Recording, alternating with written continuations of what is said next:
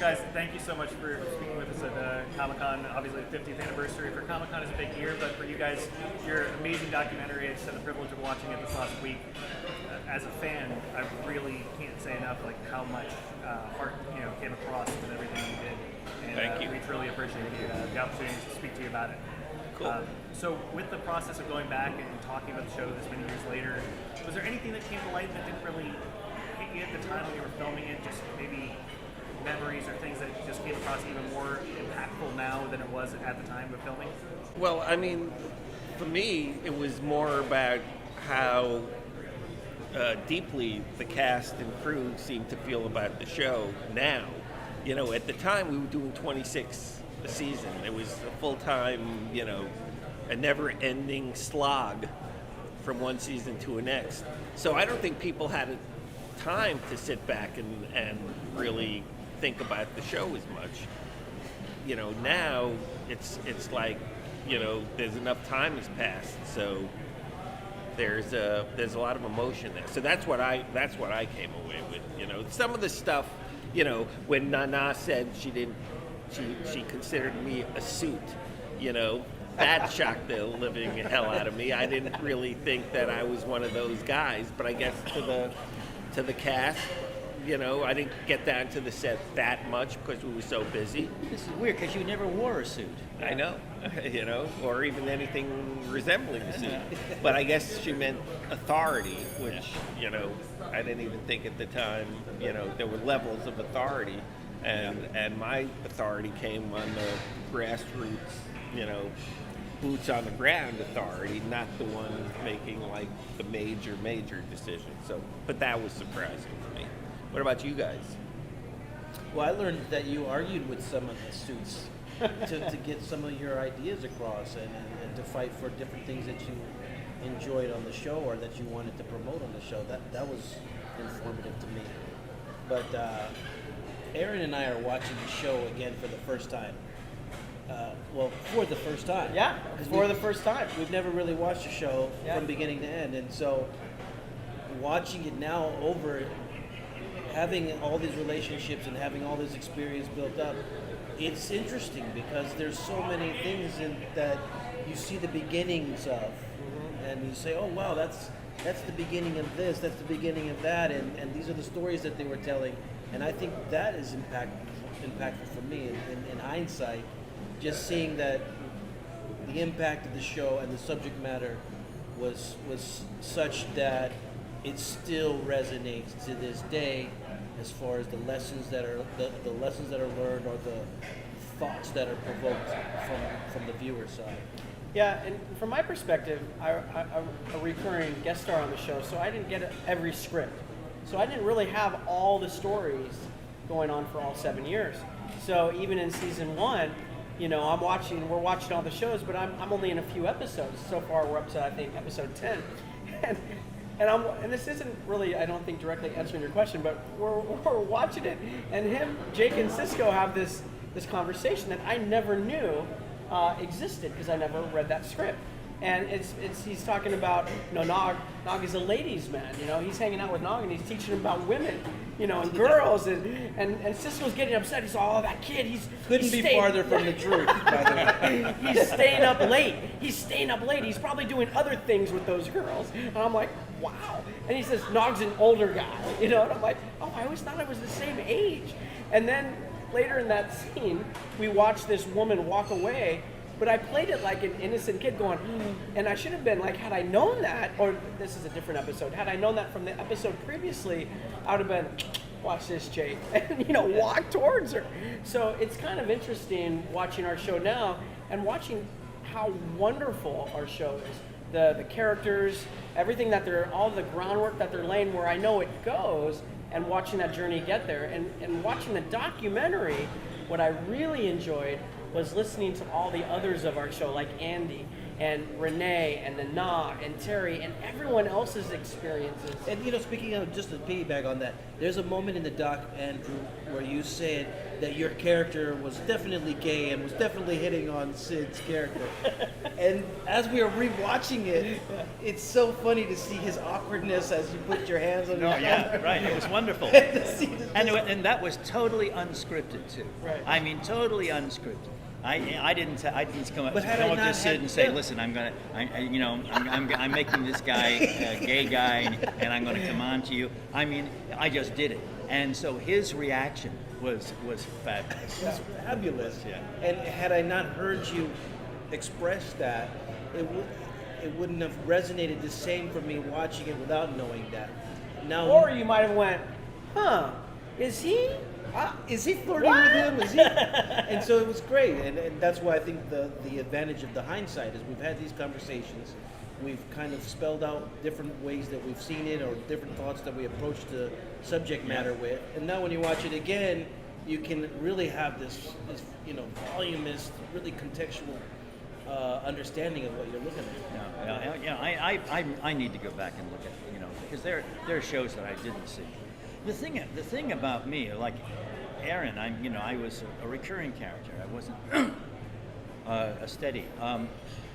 But it's like the people that you put together for this, both in front of the camera and behind the camera. It's like it was a complicated group. And I'm sometimes amazed that we got through. There were days that we got through stuff, because there were days when it was so tense you could cut it with a knife. But most shows, isn't that? I mean, that's just doing a TV well, show. And, no, year in, year not out. really, not really. I mean, having been, no, it's not. Because the thing is about this show, you had a lot of huge and I don't mean egos in a bad way. I think it's great. An actor should have a strong sense of self, and not be afraid to say who he or she is, because that's the deal here, isn't it? I mean, we're actors and we have to do that. It's just that every one of them just like stood up and was going to take his or her space, and that was great.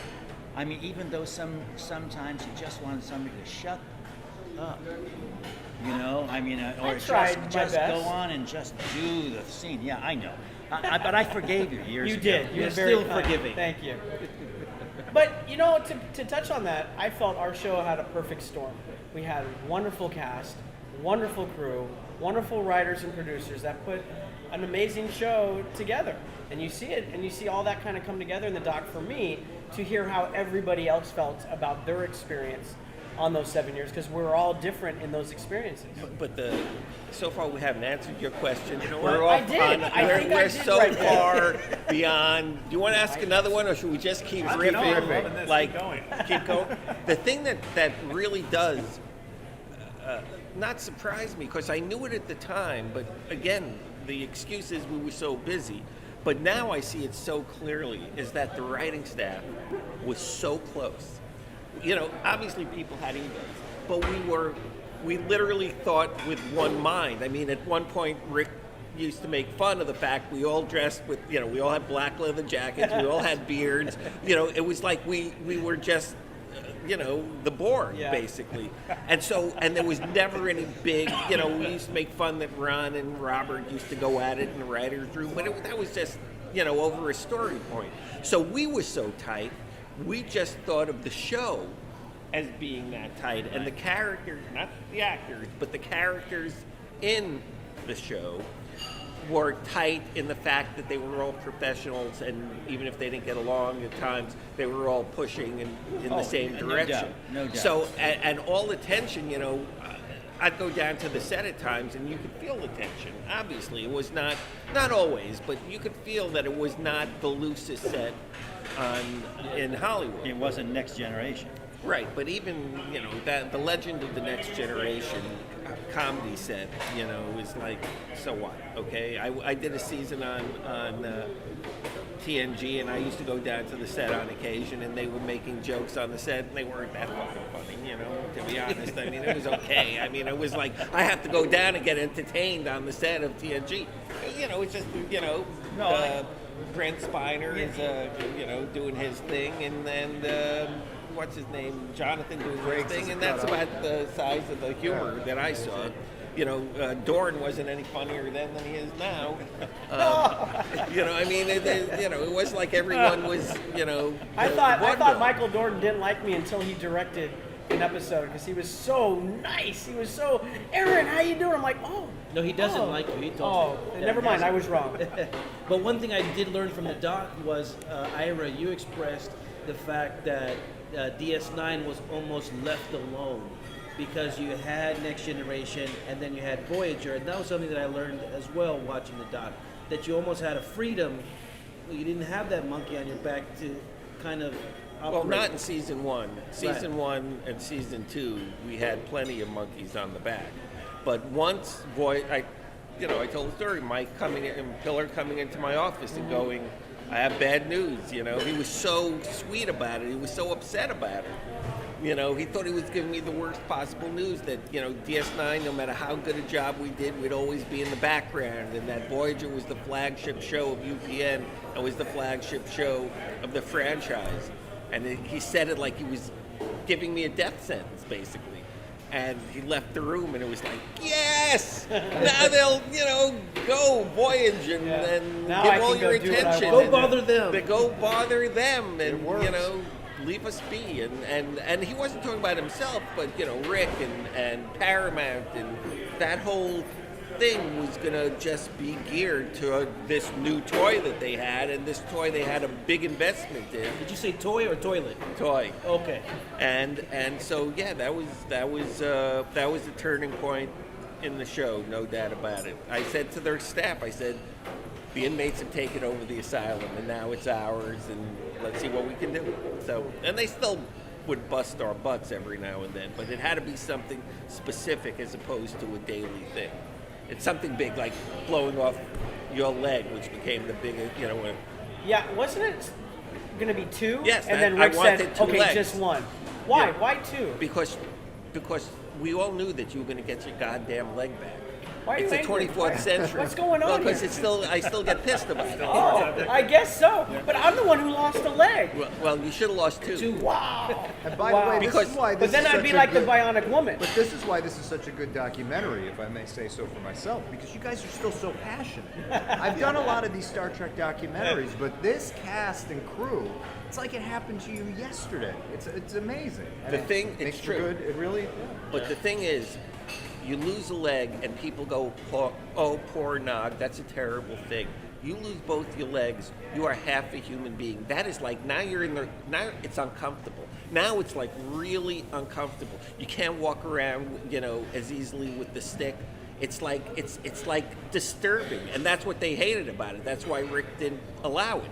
But I thought if we're gonna do it, we should do it and make it really be something he has to overcome. See, that's- He's gonna start to argue with me. He is I am.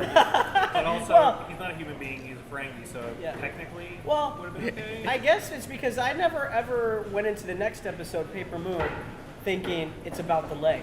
So whether to me it was 1 or 2, wouldn't have mattered because that wasn't what I felt I was dealing with. Does that make sense? No, of It's course. kind of like with my own personal life with my kidney. It wasn't the fact that I was on dialysis or having a transplant. It was dealing with my life in that paradigm. So for me, not going on, it could have been an arm, a leg, and both legs, and still been replaced. But that's not really where the wound is. You know what I Right. mean? Yeah. So that's really my argument back. I didn't But feel you're like. talking about you. I'm talking about how the audience reacts. Yeah, but I But don't it's think. all about him. No. Yeah. Oh, come on. Yeah. It really Come is. on. Even Andy. That's not. Even no. Andy. Acknowledges that. I thought you said you forgave me. I did. We have it I on did. this that you said you forgive me. I don't think you really did. He might just be a simple No, tailor. but I think my point is, I think I'm a the simple tailor. the viewers, I don't think they think about that as much either. They think about what's inside. Is my point. I don't think it really mattered whether it was 1 or 2, but we But can you're always talking about agree the to disagree, second and you're right and episode. I'm not. You're already talking about the second episode. Well, because that's within the moment of the siege, I think it would have had a little bit Even more of a discomfort for the audience. That's all I'm saying. Maybe. Too bad I wasn't in the writer's room. Yeah, really. Thank God. Can you imagine? They never would have gotten anything done. Hey, Tuber, say what's up, man? No, listen. I'm just I playing. love you. I'm just calling it the way it is. I mean, Wow. sorry. Love small L. See, what is this? You know, I don't. I feel like I'm still getting Clearly, my we leg should have had his You know, cut mouth off. blown And off. on the same note, you know, you His head blown beautiful off. season 8 teaser, and poor Nog. I mean, not to spoil it, but poor Nog. Like, really? I was told not to talk about that. Well, we No, won't we go can into leave it at poor spoilers. Nog. Poor Nog. Poor I, Nog. I was Nog. literally told not to talk about What, that. what season 8 you lost both ears, right? Yes, that both lobes. I am lobeless. That's right. Oh, okay. And there's nothing worse to a Ferengi than being lobeless. No, lobeless. Oh, it's worse than being loveless. Exactly. Well, we only have 2 minutes left, so I just have one last quick question, since obviously this has taken on a life of its own. In terms of the moment that DS9 clicked for each of you, what was that moment like internally? What was the defining moment for you, either on screen, off screen, as pieces were in development? What just stands out to you as being your it moment? I didn't know what I was going to do with this character. I had no idea. I didn't know a Ferengi from, a sushi bar, and so, and I thought, okay, I mean, they hired me, I got to do something with this. They put the makeup on me, they put the costume on me, I looked in the mirror, and it was all there. I didn't have to act.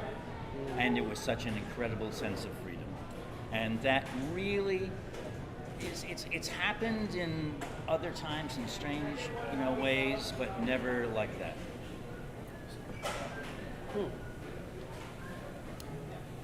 Baseball? Baseball. No, I don't know when it really clicked. My clicking moment is my personal relationship with Avery, and I felt like that was the thing that defined, that whole memory in my mind. It's that I really gained a father out of it, and that can't be taken away. So that to me is the greatest value for me, walking away with that. Try to beat that. Why do I have to beat it? Try to beat it. There's no need to beat it. That was a beautiful thing. And I have I guess I have a little bit different take on it. For me personally, what clicked was when I made it to the last episode of season 7, and I knew I was there for the long haul. And the reason I say that is because when I booked the job, I was ecstatic to have the job, but I didn't know how long it would last. Maybe I'd do 1 episode, maybe I'd do 3. And so I just felt like I was on a roller coaster ride, and it went for 7 years because I didn't know when I was going to be told to get off. And one of the moments was when they had me go to Starfleet. I thought that was it. And Rick Berman pulls me into the office because he hears me crying about it down on the set to everybody, going, I'm done, I'm never coming back. And he pulls me into the office, which is like going to the principal's office. And I was all nervous. I thought I was in trouble. Andy's face was really funny right there. And I go into the principal's office, and because you were like, what are you talking about? And he sits down on the desk, and I know we got to wrap this up. And he says, you're not off the show. We love you. We love your work. If anything, this will bring you more work. So stop crying. Go back to the set. And I still thought anytime I could leave, and they just kept giving me more and more work. I want to hear your answer. His job was never in jeopardy, which is hilarious. That we never ever thought that Nog was. I mean, there's just no way. Anyway, I know the exact moment. I can tell you the exact moment when I at least started to have hope for the show, which was I was doing a rewrite on Babel, which was one of the first shows we did. I think it aired 4th, and Ram, when he came on the show, was supposed to be the tougher Ferengi, the brother who was the real Ferengi, and Quark was the one who didn't really kind of measure up because he was a bartender with all the humans. But that wasn't going to play. And so I changed the character, and I talked to Pillar about it, and I talked to Michael, and I did the joke with Odo and Quark, where Odo mentions his brother, and Quark says, my brother, he couldn't fix a straw if it was bent. And that was the key to that relationship, which was suddenly Quark was going to be the dominant brother, and Ram was going to be the subservient brother who had to rise above his station.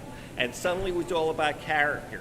And I knew if we were looking at character that closely that we could change at episode 4, even though he was a recurring character at that point, that we could change that character's direction because it would give us more stuff to play throughout the series, I knew coming back to Star Trek after leaving TNG was the right decision, and that's when I knew at least we had a chance.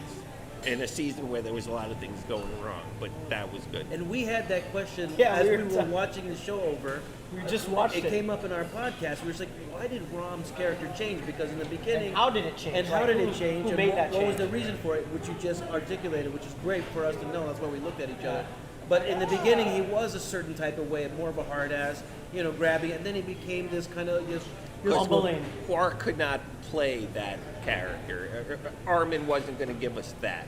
He So- wasn't going to give us that. So did you tell Max ahead of time, and then Max had to kind of rework and think about how Or was he it might just want the writing? I cannot tell you because I don't We'll have really him on our remember. show. We'll have to ask him. That's really I don't interesting. remember. Yeah. Well, our time is cut off. Thank you so much. Thank you. We just began. I know. I feel like we could talk See how for much hours, fun we're but- having? Seriously, this was a pleasure, and I really appreciate your time. Thank you. Thank you. Documentary is beautiful. As Thank a you fan, so much. I loved every single minute of it, and Terrific. getting to relive it with you guys through the documentary was truly an experience. Thank you. Thank you. Thanks.